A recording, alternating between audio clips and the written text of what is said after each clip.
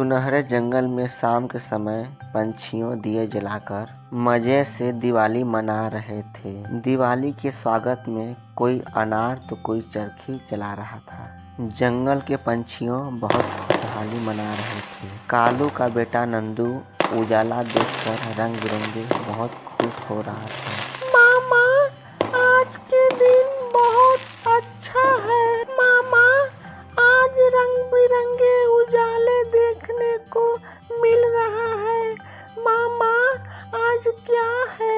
मेरे बेटे, आज दिवाली है।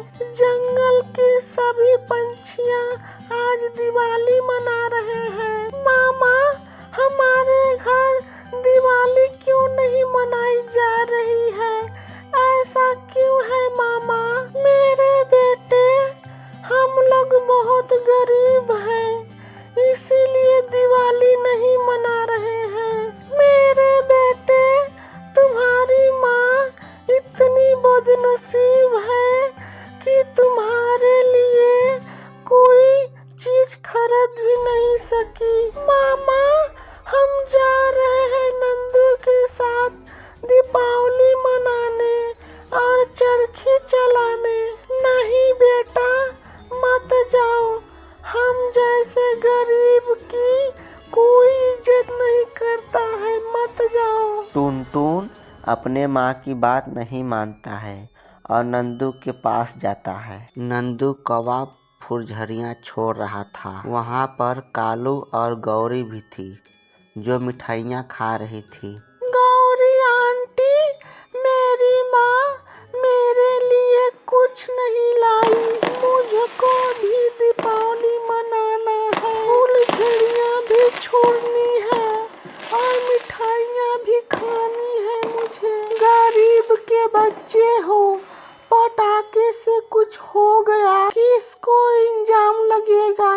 आए हो मिठाई खाने, चल भाग यहाँ से। रोते हुए टुनटुन वहाँ से चला जाता है। थोड़ी दूर तोता और कबूतर दीपावली के त्योहार खड़े रॉकेट छोड़ रहे थे। तभी टुनटुन आ रहा था। अरे वो देखो, टुनटुन आ रहा है। जब देखो यह इसकी माँ दोनों रोते ही रहती है। तभी तोता कबूतर के पास टुनटुन आ जाता है। अरे टुनटुन मेरे दोस्त, आज दीपावली है, लड्डू खाओगे?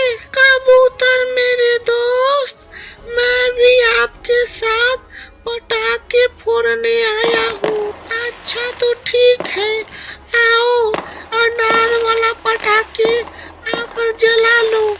टुनटुन जैसे ही अनार के पटाखे जलाने जाता है तभी कबूतर के पिता आ जाता है। रुको रुको, ये पटाखे मैं इस भिखारी के लिए नहीं लाया हूँ, मैं अपने बेटे के लिए लाया हूँ। जब देखो कहीं न कहीं से मुंह उठा के चले आते हैं। चल भाग यहाँ से। पापा, ये मेरा दोस्त है। बेटा, अब बहुत हुआ, जाओ घर आराम कर लो, ज्यादा रात हो गई है। तोता कबूतर चला जाता है। टुनटुन एक पेड़ पर बैठकर रो रहा था। कोई भी मेरा दोस्त साथ देने को तैयार नहीं है। हम लोग गरीब हैं, इसलिए माँ ने सही कहा था, गरीबों का ना कोई त्योहार होता है ना कोई होली। कोई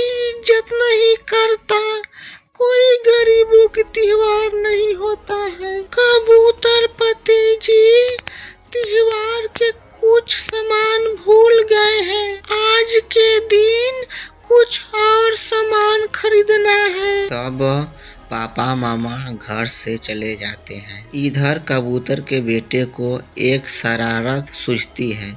वह कहता है, पापा मामा बाजार गए हैं, क्यों न हम घर में जो अनार बचा है उसको जला दे। पापा मामा जो भी पटाखे लेकर आएंगे उसको हम बाद में खेल लेंगे। इतना कहते ही कबूतर के बेटे अनानास पटाखे की वजह से चिंगारी उसके घर में लग जाती है और उसके घर में आग लग जाती है। मुझे बचाओ, कोई मुझे बचाओ, मुझे बचाओ, मैं और मेरा घर जल रहा है। टुनटुन दुख में होकर अपने घर जा रहा था। अपने माँ की बात नहीं माना था तो अपने माँ से माफी मांगने जा रहा था। तभी उसको एक आवाज सुनाई देता है। आवाज सुनकर टुनटुन कबूतर के घर जाता है और उसका जान बचाता है। आपका धन्यवाद दोस्त,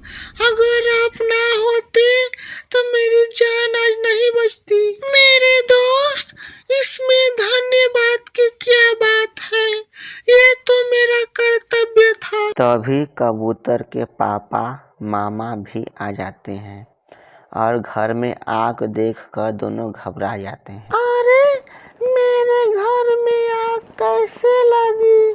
मेरा बेटा तो घर में ही था। घर में आग कैसे लगी?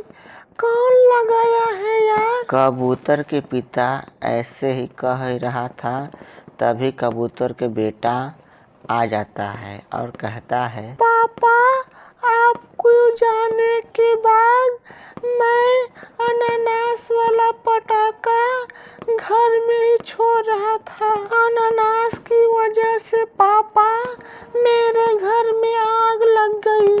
मुझे माफ कर दो पापा। घर में आग लग जाने के बाद मुझे टुनटुन दोस्त ने बचाया। कबूतर की आवाज सुनकर कौवा भी आ जाता है और कहता है, क्या हुआ कबूतर भैया, कैसा हल्ला हो रहा है? तब कबूतर कालू कौवा को पूरी बात बताता है। मुझको माफ कर दो टुनटुन बेटा, मुझसे बहुत भारी गलती हो गई। फिर दूसरे दिन कालू कौवा टोनी चिड़िया के घर आता है। उसके पास दीपावली के सारे सामान थे। कोई लड्डू तो कोई पटाखे लेकर आया था। तब कालू कौवा कहता है, टोनी बहन, मुझे माफ कर दो, मैंने आपके बेटे को न जाने क्या क्या कहा। तब कबूतर भी माफी मांगता है। टोनी बहन, ये दीपावली के कुछ सामान आपके लिए लाया हूँ, इन्हें प्लीज रख लीजिए। कालू कौवा भी टोनी को कुछ दीपावली के सामान देते हैं और टोनी के घर में धूमधाम से दीपावली मनाई जाती है।